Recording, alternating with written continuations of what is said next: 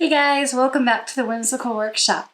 It is that time again for us to work on our Block Mania Blog Hop block, if that's not a tongue twister. So we're ready to start our block. The color palette we've got for this month again is these beautiful pastels. The color palette comes from the organizer of this group, and she is amazing. She does all kinds of planning. She gives us our theme, our colors, and she kind of corrals all of us designers with our due dates and getting it up and ready and posted. Her name is Carolina Moore. She is on Instagram and YouTube, and I'll put a link to her stuff below. So the theme this month was Lucky Charms, and I was given all of these pretty pastels, and I could have just really focused on using the greens and the blues and gone very leprechaun-y, very March, very St. Patrick's Day. But I kind of went a different direction, of course, and I decided that I was thinking about rainbows, and I was thinking about lucky, and I was thinking about the color palette, and all I could think about were unicorns. So meet Lucky, our sweet and adorable unicorn sitting in a clover patch. So I kind of tied the March thing in, but made it my own. So first up is to make the background. And you see here the background, I did my curvy background. So I'm not going to go through a full tutorial on this because we actually have a video up about this, and I will link that video below. Then we're going to go ahead and cut all our pieces, and we're going to start building our unicorn on our Appli-Fuse pressing sheet. I am using HotFix Fusible Web for this project, and I am going to be cutting it out on my Cricut. The directions are written for traditional methods, so it'll have all the placement drawing, all of the templates reversed and broken apart for you. You certainly can do it the traditional method. I love using my Cricut because I don't have to trace or cut it. I can just take the SVG file, which is the computer file for the unicorn, and just feed it to the maker, and it'll cut everything out for me. The SVG file will also be available for all of you on our website, and I will put that link below along with the link to the free pattern. And there we go. That is our background with its little curve. And then I'm going to take my 12.5-inch square. I'm going to lay it on here, and this is kind of where you can decide, you know, like I'm going to probably cut it like this, even though it started as a rectangle, but I think it looks better if I just tilt this a little bit. It's your background.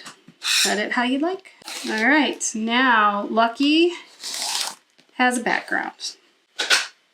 So the only thing we have to do now is make Lucky and put him on his background. This is the Appli-Fuse mat. This is a placement drawing that comes with the free pattern when you download it from the website. I've already cut all my pieces, and we are ready to build our block. So here we go. So again, when you do these, you want to start with the smaller elements first. So for that, it'll be the eyes. And I have to say, this is one of my favorite parts of doing these blocks because you really start to see the character come to life, which is what, for me, is what designing is all about. That, you know, it's like as soon as I get the character and he's smiling back at me, I'm like, okay, we're good. And I'm very happy. So first up are the eyes, and you can see the black through the white on the pressing sheet. So that is what I'm using as a gauge. So there are the little eyes and the little nose. So we're just gonna put that on there, and then we're gonna press it. Now anywhere the fabric is touching fabric, it'll fuse together, and anywhere it's on the mat, I'll be able to peel it off, and the fusible web will stay on the back side of the fabric. So there's his little face.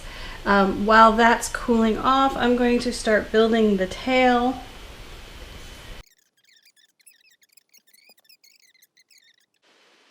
All right, time to build his little body. So we have all the pieces here. We just start building them. Again, now we go from the back forward. So these are his little back legs. And then he's got to have his hooves. And all 4 hooves I made the same shape, so you don't have to pick up one thinking it's the other. You don't want to do that. So we're going to just press these down,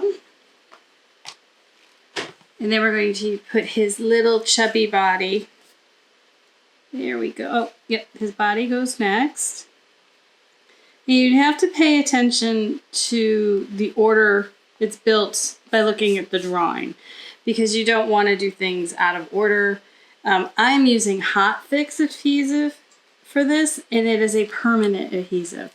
I really, really like it, and it's perfect for cutting on crickets or AccuQuilts or just traditional cutting, but it is permanent. So you want to make sure that you have everything in order correctly before you press it, because once it's down, and you've got what you got.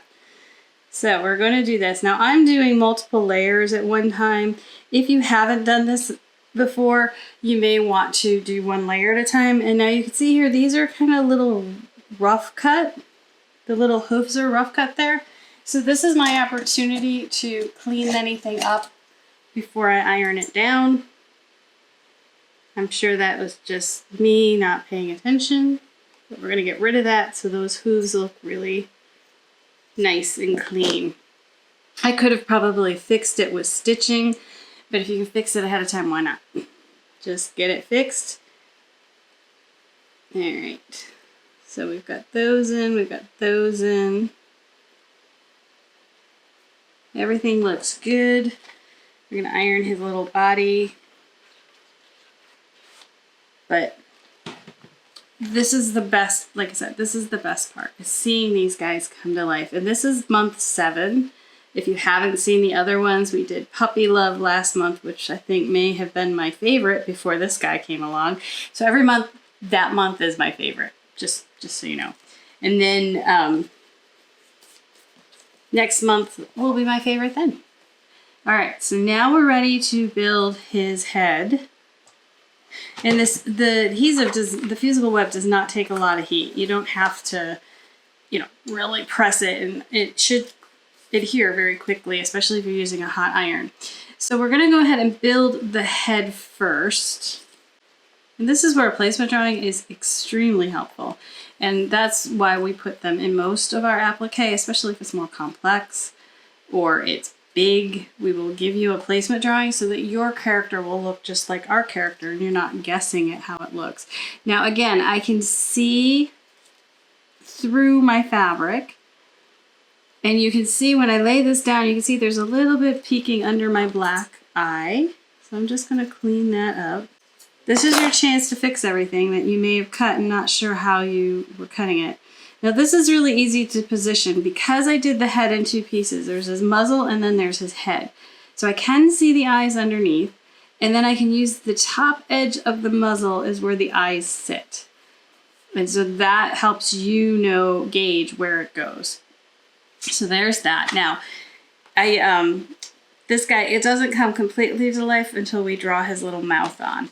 And we will do that once we get all the pieces down. But for me, that is really where it's finished, is when the smile is put on the character.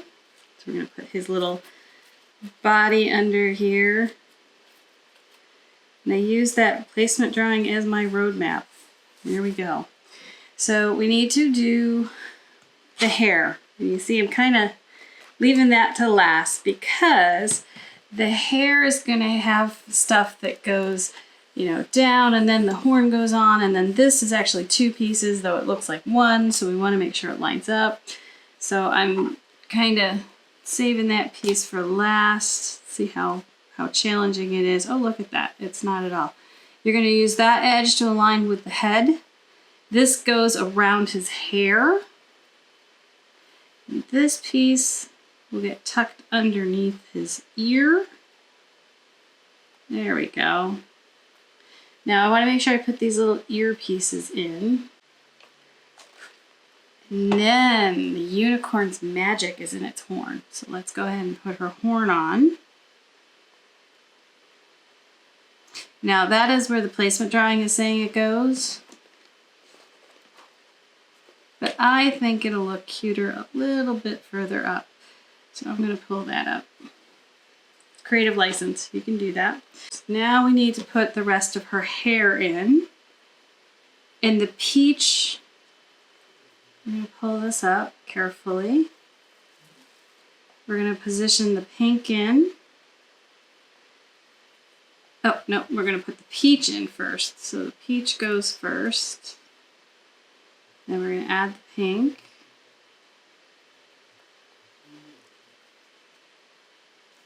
There we go. And the blue was already done. I did that when I did the ear, and then we're just going to flip that down. I mean, look how cute that is. All right, so we're going to press this down.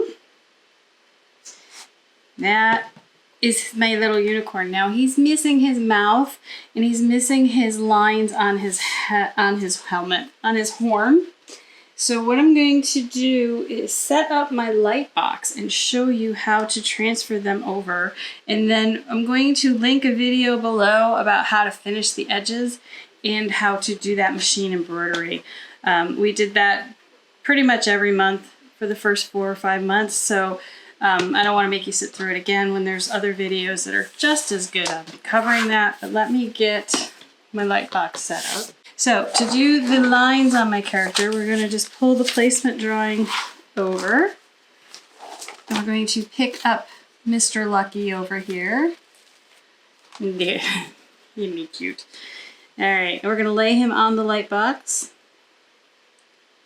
And now I'm going to align, for the mouth, I'm going to make sure I align that nose where it needs to be.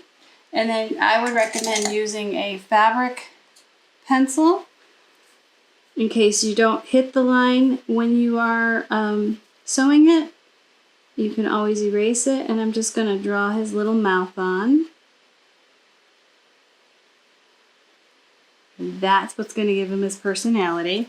And then I moved my horn. I chose to change the position of my horn. So I'm going to peel him off.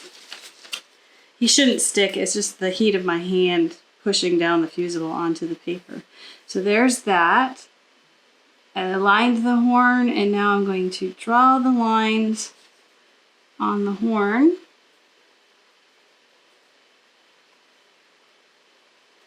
There we go. So you see how little I use my light box. Now we have Mr. Lucky, and he has a smile and he has his lines. So the next thing is to assemble the whole block.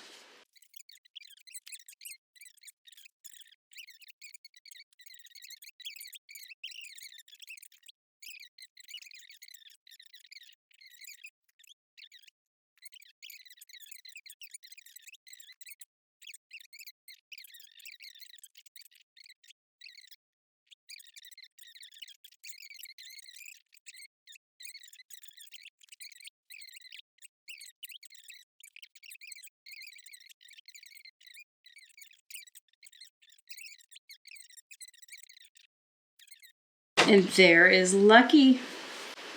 And if you make him and you put him in your sewing room, he will bring you luck, I promise.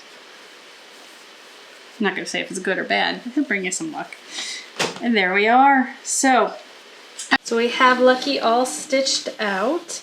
And I forgot to do the whole picking the threads thing, so I just want to show you at the end here the threads I used. I used green, I used the purple on the dark pink and the purple. I used the gold on all of the yellow and the orange. I used light pink on her belly. I used white and black. And I used the blue on the sky. Now, the eyes are white on white, and they were really hard to see. So I used this dark silver one to do the horn detail. But then I ran a straight stitch, just a regular old straight stitch around those eyes to really make the eyes pop off of the background. It's very subtle, but that was the silver. I will link the video below on how to finish the edges and how to do this machine embroidery, but I did want to show you this month just a little behind the scenes about how he goes together and how he was created. So I hope you've enjoyed this video, and if you have, make sure you like and subscribe, and make sure you hit the bell to be notified every time we have a new video come out. And I thank you for watching.